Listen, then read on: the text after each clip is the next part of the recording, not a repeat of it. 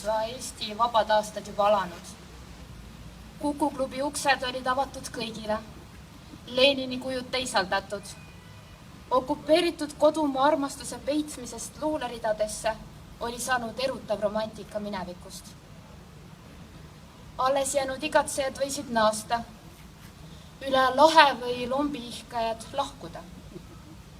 Jah, sündisin veel nii kaugel 90ndate algusest, et ka sõnad defitsiit ja talong ei tähenda mulle suurt midagi. Rääkimata siis veel näljast ja viletsusest, leinast ja piiratusest. Minu rahva läbielamised on minule kuuldud mälestused ja loetud meenutused. Seega ei tee ma iseenda ja teie, austatud kuulajad, hüvanguks vähimatki katset tänasel päeval 30 aasta tagust õhkkonda ja meeleolu taaselustada. Samuti ei püüa ma teile käesolevas kõnes selgeks teha oma armastuse ulatust kodumaa vastu või kõneleda kõigist Isamaa oma sünnimaa vigadest. Uskuge mind, ma hoolin oma Isamaast siiralt ja südamest, kuid viimase sõnadesse paigutamine loetud minutite sisse ja seda teie ees on ülesanne, mida ma pole täna veel selgelt suuteline täitma. Küll aga sooviksin järgmiselt hoopis kõneleda mõnest mõttest, mis minule, vabas Eestis sündinud noorele, on südant ja silma torganud. Meie vaba ja nooreealine riik on läbinud viimase 30 aasta jooksul tohutul hulgal muutusi.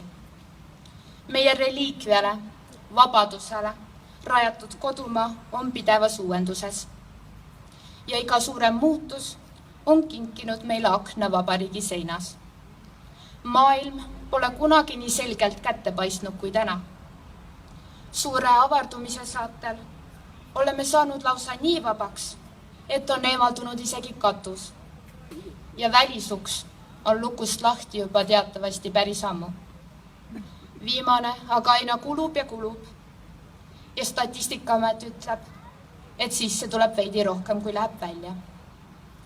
Kuigi mina näen ainult selgasid ja neid loosungiga, milleks elada elu keerulisemaks, kui saab mujal veidi lihtsamalt ka. Selles seinte ja katuseta, ent loodus kaunis, hingestatud, aeglaselt võrsuvas riigis elamine paneb mõtlema, et ehk on elus ja maailmas veel midagi, mis on kõrgem ja olulisem kui lihtne elust läbilöömine. Kui mõelda nii, et sa sünnid riiki, kus elab kõigest 1,3 miljonit inimest, tekivad paratamatult küsimused, milleks, miks just mina? Mis on tõenäosus, et maandud just siia, pisikesele laigule Läänemere kaldal, mitte mõnda miljardi inimese piiri ületavasse riiki Aasiasse, kus kõik on nii ühetooniliselt eleegiline. Milline õnn, milline au. Me kõik ju ometi sügaval sisimas südames. Soovime olla hinnatud ja mäletatud, olla see keegi või saada selleks kellekski. Meie ei taha olla vaikiv, ununeen lehekülg aegade raamatus. Kõlavad selle aasta noorte laulu- ja tantsupeol märgiliseks saanud Anna Haava luuleread.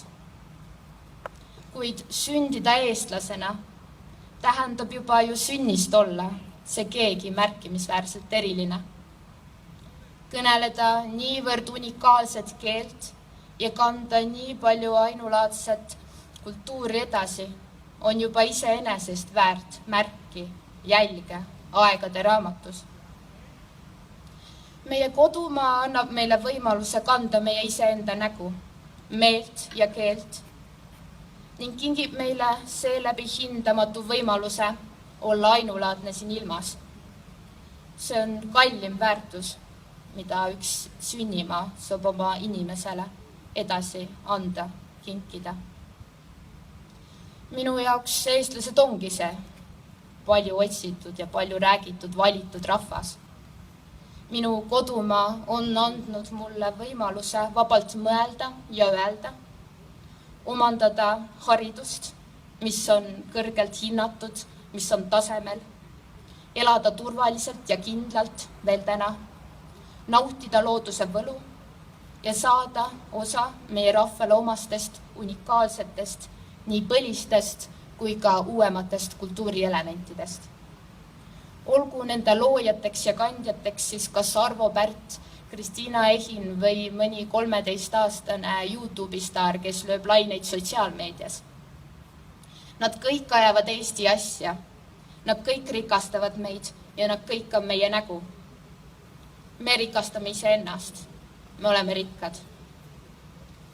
Mõeldes kõigi nende hüvede peale, mis minu kodumaa ühes esivanemate valatud higi ja verega on mulle kinkinud, kaotan võime sõnade abil Isamaad tänada. Aga ma tahaksin kõneleda lühidalt ühest teemast, mis mul viimasel ajal on krae vahel istunud. Nimelt, mind häirib see tohutu pessimism, mida kannavad endas kõiksugused avalikud sõnavõtud. Ei, ma ei taha naiivselt kõlada, mõistan väga hästi probleemkohtade esiletõstmise olulisust. Ma tean, et kriitika on vajalik, kuid miks me ei suuna seda rohkem selle õigesse kohta, korraldatud kõnekoosolekutel nagu täna ja konverentsidel ja arvamusfestivalidel, ning miks me ei oska sellega pahatihti piiri pidada? Miks me ei võiks öelda, et meil on hästi, eriti kui selleks on põhjust, ja sind on kuulamas trobikond elu- ja teadmishimulisi noori? Miks peab taas iseseisvumispäevale pühendatud kõnet saatma negatiivsus? Miks peab Eesti Raadio veel pärast pikka ja põhjaliku arutelu, kus muuhulgas on avatud telefoniliinid raadiokuulajatele ja koostatud ERR-i kodulehelt teste, võrdlemaks enda keeleoskust õniste omaga, kulutama veel päevi eetriaega võõrkeeleoskuse sarjamisele, mida poliitikud ei tunne piisavalt?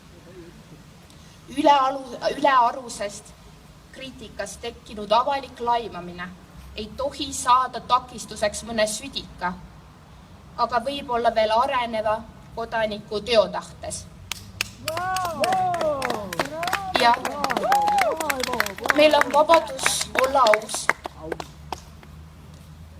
rääkida ja öelda, mida arvame, aga kuhu on kadunud taktitundelisus?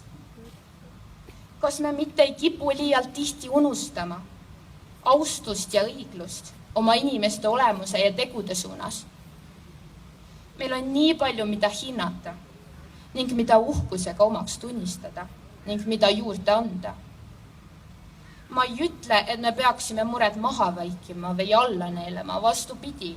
Lihtsalt rõhku tuleks panna ka mõnele positiivsele tahule. Ja eriti seda sõnavõttudes, mis on pühendatud ja kuulutatud mõne ilusa aastapäeva tähistamisele. Ja üks mure rikub unerahu veel. Liiga palju energiat ja aega kulutatakse valele, mis kaugendab meid, rahvast. Ülemäära lihtne on kujunema olukord, mille kohta Winston Churchill on öelnud: vale on juba poolel teel ümber maailma, enne kui tõde püksid jalga saab. Kuidas teha rahvale selgeks, et riik ja pealinn ei ole meie vaenlased ja meie riik ei ole ka meie pealinn, kui samaaegselt kogu jant pahatihti lihtsalt nii välja paistab? Ja mis kõige tähtsam, kuidas näidata, et me oleme üks, et me seisame ühe eesmärgi eest ja et me oleme meie. Me oleme koos. Koos vallandame tolgused, koos palkame spetsialistid. Seetõttu palungi rohkem optimismi ja tunnustamist, tõde ja armastust, iseenda ja oma inimeste suhtes.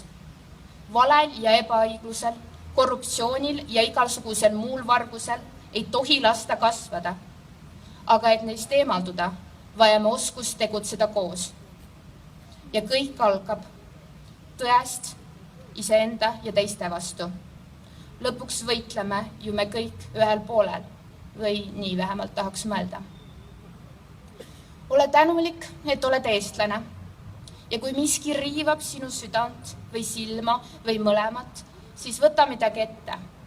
Küsi ja uuri, aita ja anna nõu, kui tead või oskad, aga ära vihasta, sarja ega kihuta minema.